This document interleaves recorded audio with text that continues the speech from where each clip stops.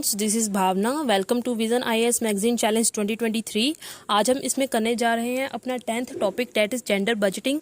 ठीक है ना। इससे पहले हमने इन्वायरमेंट सेक्शन और जो हमारा स्कीम्स वाला सेक्शन है उसको हमने कंप्लीट कर लिया है। ये हमारा सोशल इश्यूज़ वाला सेक्शन है, इसमें भी हम जो है 2 टॉपिक कंप्लीट कर चुके हैं। ये हमारा 3rd टॉपिक होगा जेंडर बजटिंग। ठीक है ना। इसको स्टार्ट करने से पहले टॉपिक को मैं आपको बता दूँ, ये जो हमारा चैलेंज है इसमें हम फेब से दिसंबर तक की सारी मैगजीन्स को कवर करेंगे। ठीक है ना। 25 फरवरी तक हम अपनी सारी मैगजीन्स हैं उनको कवर कर लेंगे। 2024 की जो 25 फरवरी है तब तक विद रिवीजन रिवाइज भी करेंगे और साथ में टेस्ट भी देंगे इससे रिलेटेड, करंट अफेयर से रिलेटेड। ठीक है ना। चलो स्टार्ट करते हैं अपना जो हमारा टॉपिक है जेंडर बजटिंग। ठीक है ना। स्टार्ट करने से पहले अपने पास मैगजीन या ऑनलाइन, जो अगर आपने मैगजीन ऑनलाइन डाउनलोड कर रखी है तो वहाँ से आप उसको साथ में खोल लीजिए। ठीक है ना। चलो स्टार्ट करते हैं अपना topic gender budgeting. Recently the in union budget, ये हम पहले देख लेते हैं कि न्यूज़ में क्यों है। ठीक है ना। In union budget 2023 gender budgeting is pitched as a powerful physical innovation for women's empowerment. 2023 का जो बजट है उसमें देखा गया, उसमें क्या डिस्कस किया गया, मतलब ये बताया गया कि जो हमारी जेंडर बजटिंग है ना, ये एक तरह का पावरफुल इनोवेशन है जिससे हम वुमेन को एम्पावर कर सकते हैं। ठीक है ना। राइट। अब हम पहले देखेंगे कि जेंडर बजटिंग होती क्या है। ठीक है ना। फिर उससे रिलेटेड कुछ चैलेंजेस है, अगर बेनिफिट्स है वो भी देखेंगे। ठीक है ना। उसके बाद हम वे फॉरवर्ड करेंगे और उसके बाद देख लेते हैं कि कब हमारे पास जो जेंडर बजटिंग है हमारे पास कंसेप्ट में आया, मतलब कि कब आया। 2005 और 2006 में आया था जो जेंडर बजटिंग वाला कंसेप्ट है, उसको देखेंगे। ठीक है ना। उससे पहले कुछ थे जेंडर बजटिंग से रिलेटेड कॉन्सेप्ट हमारे पास 2005-2006 से पहले, वो भी जरा देख लेंगे। ठीक है ना। चलो स्टार्ट करते हैं अपना पहला जो 3rd टॉपिक है, सॉरी ये वाला जेंडर बजटिंग। ठीक है ना। चलो स्टार्ट करते हैं। पहले जेंडर बजटिंग होती क्या है। ठीक है ना। मैं आपको इसकी सिंपल डेफिनेशन ये नीचे लिखी गई है वो बताती हूँ। ठीक है ना। वो आपको इजीली समझ आ जाएगी कि जेंडर बजटिंग का आखिरकार मतलब होता क्या है। It refers to the deliberate inclusion of gender, deliberately inclusion of gender consideration in the government budget planning, right, to address the gender disparities and promote equality across various sectors. ठीक है ना। अब मैं आपको तोड़ के बताती हूँ क्या लिखा है। It refers to the deliberate का यहाँ पर मतलब है पर्पसफुली या इंटेंशनली। ठीक है ना। इंक्लूजन ऑफ जेंडर कंसिडरेशन, मतलब कि हम पर्पसफुली इंक्लूजन करेंगे जेंडर का इन गवर्नमेंट बजट प्लानिंग। ठीक है ना। जो हमारी जो बजट प्लानिंग होती है उसमें जेंडर को कंसीडर करेंगे पर्पसफुली। इसमें हमारा कुछ पर्पस है, इसलिए हमने जेंडर को कंसीडर किया गवर्नमेंट की जो बजट प्लानिंग है उसमें। क्यों किया, हमारा क्या पर्पस था, to address the gender disparities, ताकि जो जेंडर डिस्पैरिटीज है, जेंडर में इनइक्वालिटीज है, उनको एड्रेस किया जाए, उसको रिड्यूस किया जाए एंड प्रमोट किया जाए इक्वालिटी को across various sector.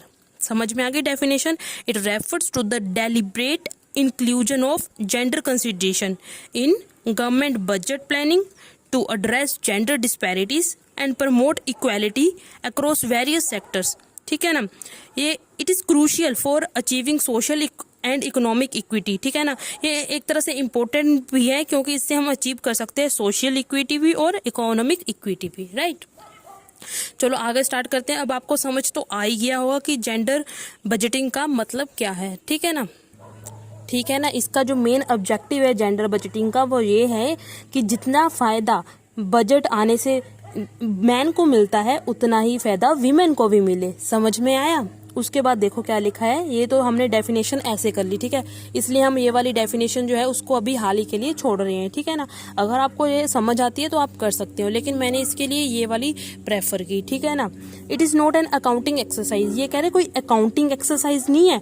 It means that it is not about tracking of money, कि कितना पैसा लग गया पॉलिसी में, हमने मनी को देख लिया बस इतना इतना पैसा लग गया पॉलिसी में, इतना लग रहा है पैसा। ठीक है। इतना लग चुका है।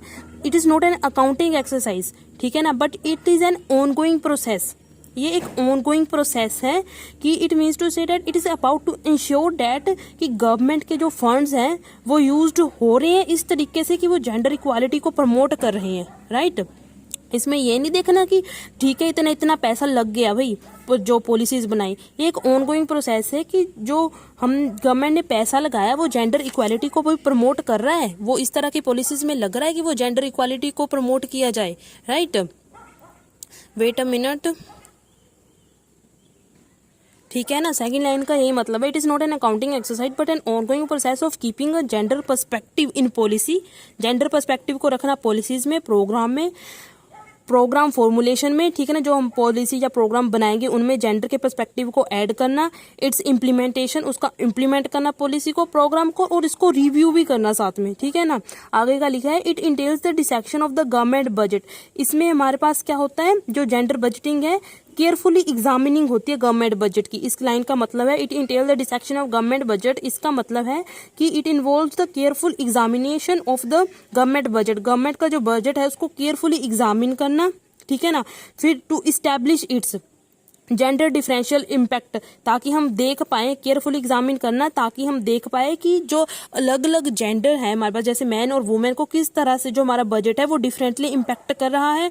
एंड इंश्योर करना, and to ensure that gender, कहाँ पहुंचे थे, हाँ, and to ensure that gender commitment are translated into budgetary commitment. और इंश्योर करना, जो हमने जेंडर कमिटमेंट की थी वो बजटरी कमिटमेंट है, उसमें क्या हो रही है, ट्रांसलेट, मतलब कि जो हमारी कमिटमेंट, मतलब कि वो वही पॉलिसीज वगैरह जो वीमेन से रिलेटेड है वो भी ऐड हो, ठीक है ना। वही जेंडर से रिलेटेड जो पॉलिसीज बनाई गई हैं वो भी बजट की कमिटमेंट में ऐड किया जाए उनको, राइट, समझ गए। बेनिफिट्स क्या है गवर्नमेंट बजटिंग के, पहले ये देख लेती है, ठीक है ना। इसका पहला एम है कि हम एड्रेस करें जो इनइक्वालिटी है जेंडर, ठीक है, जेंडर इनइक्वालिटी को एड्रेस करना, ठीक है ना। वही लिखा है पहले में, the rationale for gender budgeting, यही है, the rationale for gender budgeting is rooted in recognising the fact that. कह रहे जो हमारा एजेंडा था ना, मतलब मेन मकसद था जेंडर बजटिंग का, हमें पता चल गया था कि जो हमारे पास बजट है, जो हमारा नेशनल बजट है, वो मैन एंड वीमेन को अफेक्ट करता है अलग अलग तरीके से, ठीक है ना। इसलिए हमने जेंडर इक्वालिटी को, इनइक्वालिटी को एड्रेस करने के लिए जेंडर बजटिंग लेकर आए, ठीक है ना। उसके बाद क्या है हमारे पास, Women make up nearly half of India's population and lag behind men on many social indicators like health, education and economic opportunities। कह रहे वुमेन जो है makeup nearly half of the India's population, लगभग आधी इंडिया की population में आधी तो वुमेन है, ठीक है ना, लगभग। एंड लैग बिहाइंड मैन, वो भी मैन के थोड़ी क्या चल रही है, पीछे चल रही है। क्यों, of on many social indicators like health के मामले में, एजुकेशन के मामले में, इकोनॉमिक अपॉर्चुनिटीज के मामले में ये मैन से थोड़ी पीछे है, ठीक है ना।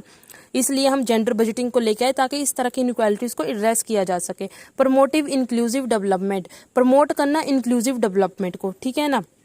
जेंडर बजटिंग जो है कंट्रीब्यूट करती है, मतलब कि हेल्प करेगी कि हम जो हमारा सस्टेनेबल डेवलपमेंट एजेंडा 2030 है उसको भी हम अचीव कर पाएं।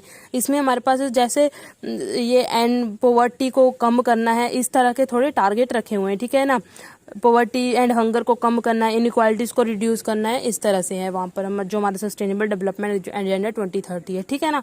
Challenges in gender budgeting, challenges क्या क्या आ रहे हैं जेंडर बजटिंग में, कंसंट्रेटेड इन 5 की मिनिस्ट्रीज, मतलब कि जो हमारे पास policies related to gender budget से रिलेटेड जो भी पॉलिसीज वगैरह बननी है ना, वो मेनली 5 मिनिस्ट्रीज के हाथ में है, ठीक है ना। Government data show that between 2005 and 06 से लेकर 2019-20 तक India gender budget remain concentrated इन, जो हमारा जेंडर बजट है वो कोई 5 मिनिस्ट्री के हाथों में है, rural development, women and child development, agriculture, health and family welfare and education, ठीक है ना।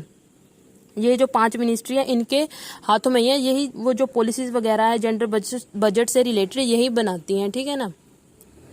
उसके बाद है हमारे पास पोस्ट कोविड-19 approach, lack of focus on spending on issues that proved critical during the pandemic, मतलब कि जो कि पेंडेमिक के टाइम पर जो चीज़ें इंपॉर्टेंट मतलब कि जरूरी थी, ठीक है ना, उन पर जो हमारे lack of focus on spending on issues that prove critical during the pandemic, वही है कि जो पेंडेमिक के दौरान इंपॉर्टेंट चीजें थी उन पर जो स्पेंडिंग है वो कम हो रही है, ठीक है ना।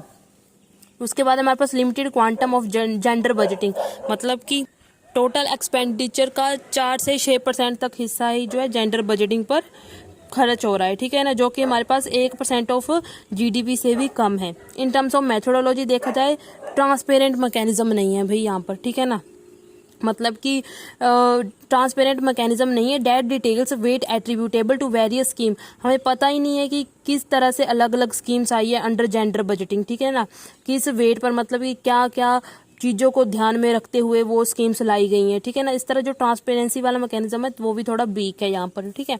सजेशन दिए हैं आगे क्या हो सकता है, वही होगा कि जो हमारे पास जैसे डाइवर्सिफाई द मिनिस्ट्री, जैसे ऊपर सिर्फ 5 मिनिस्ट्रीज बताई है, मतलब कि अलग अलग मिनिस्ट्रीज को आना चाहिए, ठीक है ना, ताकि जो अलग अलग एस्पेक्ट आ सके सामने, अलग अलग, ठीक है, अलग अलग हमारे पास अलग अलग नज़रिया आएगा सामने, तो हमारे पास अलग अलग आइडियाज़ निकल के आते हैं, ठीक है। जब अलग अलग सोचते हैं तो अलग अलग आइडियाज़ निकल कर आते हैं।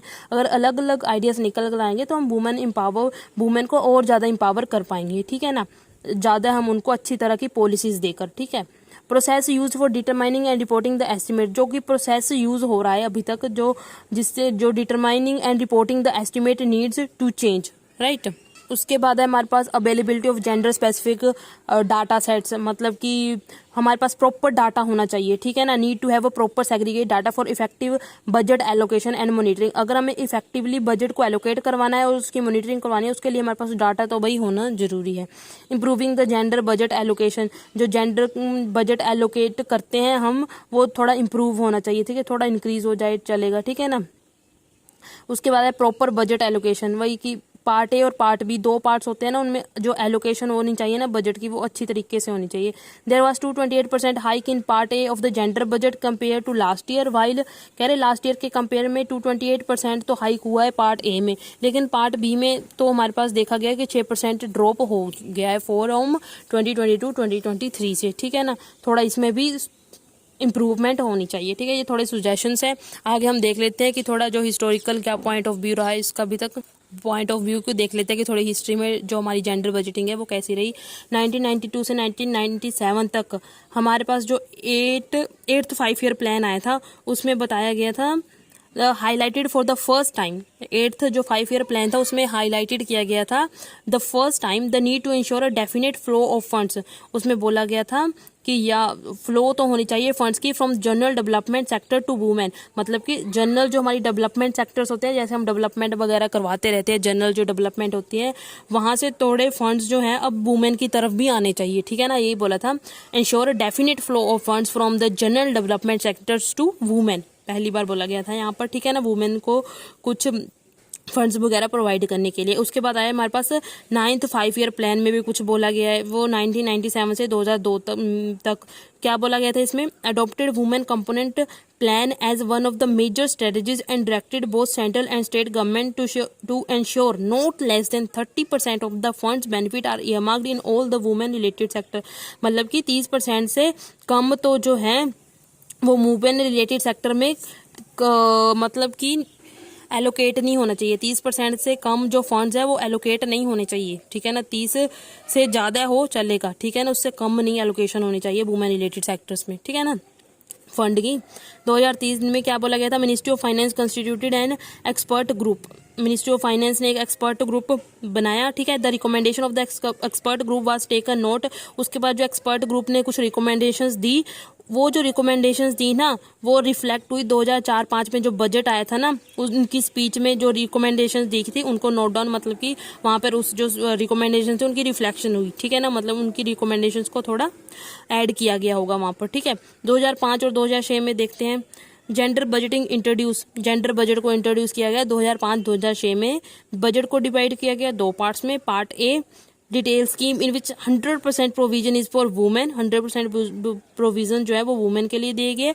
पार्ट बी में भी हमारे पास जो क्या दिखा गया, reflect schemes where the allocation for women constitute at least 30% of the provision, मतलब कि जो 30% ऑफ द स्कीम्स जो होगी वो वुमेन से रिलेटेड होनी चाहिए, ठीक है ना, ये पार्ट ए और पार्ट बी, ठीक है ना। इस तरह जो हमारा जेंडर बजटिंग वाला टॉपिक है वो खत्म होता है। आपको बस जेंडर बजटिंग के बारे में पता होना चाहिए क्योंकि ये इंपॉर्टेंट टॉपिक है, पहले भी आ चुका है मेंस में, ठीक है ना।